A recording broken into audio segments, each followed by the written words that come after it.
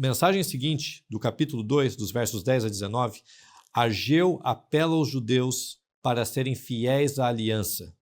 E aqui ele faz explícita referência à pureza ritual de Levítico e os lembra que é a fidelidade para com esse pacto com Deus que permitiria que as bênçãos dele fossem derramadas.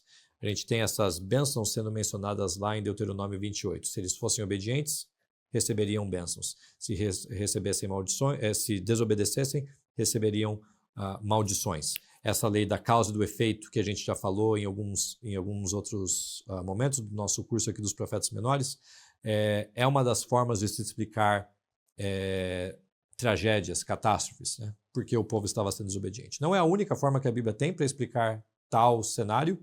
A gente viu isso lá quando falamos sobre Joel, mas aqui esse é o paradigma que Ageu está invocando. Dê uma olhadinha nesses versos 13 e 14 do capítulo 2 aqui. Então perguntou Ageu, se alguém que se tiver tornado impuro pelo contato com um corpo morto tocar em alguma dessas coisas, ficará ela imunda? Responderam os sacerdotes, ficará imunda. Então prosseguiu Ageu, assim é este povo, e assim é esta nação perante mim, diz o Senhor. Assim é toda a obra das suas mãos, e que ali oferecem. Tudo é imundo. E aí ele continua ali, alertando o povo a necessidade de cuidar para serem fiéis à aliança, pureza ritual de Levítico, obediência aos mandamentos de Deus.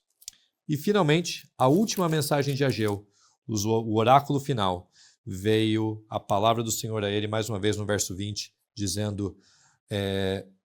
uma segunda vez, ali o texto diz, ao 24º dia do mês, dizendo, fala a Zorobabel, governador de Judá, farei abalar o céu e a terra, derribarei o trono dos reinos e destruirei a força dos reinos das nações.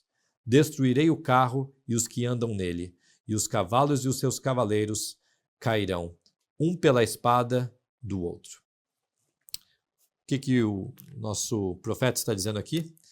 Ele está anunciando um futuro bem glorioso para Judá, que apesar de muito simples, muito difícil nesse momento de retorno de Babilônia para Judá, Ageu ainda está anunciando um período em que Deus destruiria nações que oprimiram a Judá e estabeleceria um rei também sobre o trono de Davi, que é exatamente o verso que eu não li dessa porção. Capítulo 2, verso 23. Naquele dia, diz o Senhor dos Exércitos, tomarei você, Zorobabel, aquele líder de um grupo bem simples, bem modesto, que voltou de Babilônia para uma terra arrasada. Zorobabel, filho de Salatiel, você o que é o meu servo, diz o Senhor. Farei de você um anel de selar, porque eu o escolhi, diz o Senhor dos Exércitos. E aí você tem um anel de selar. É exatamente assim que Deus queria usar Zorobabel, como um sinete real, né? Alguém que seria ali dando o aval divino para decisões, para atividades que seriam ali executadas. Prezados, o livro de Ageu, com apenas seus 2 capítulos, mostra um começo muito difícil para a comunidade dos judeus que voltaram de Babilônia para Judá. Uma terra arrasada, depois de muita destruição feita pelos assírios, pelos babilônios, uma oposição dos samaritanos, e agora a necessidade de colocar o foco naquilo que realmente era importante, o culto a Javé. Ao voltarem para a terra, eles agora tinham uma segunda chance de fazer diferente aquilo que a antiga geração, a geração anterior, não havia feito, de ser obediente aos mandamentos de Deus e andar em conformidade com a aliança deles.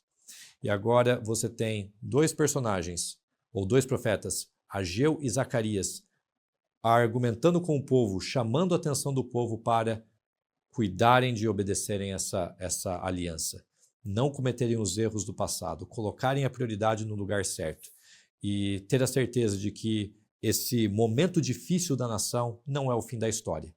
Deus tem um futuro glorioso para ajudar.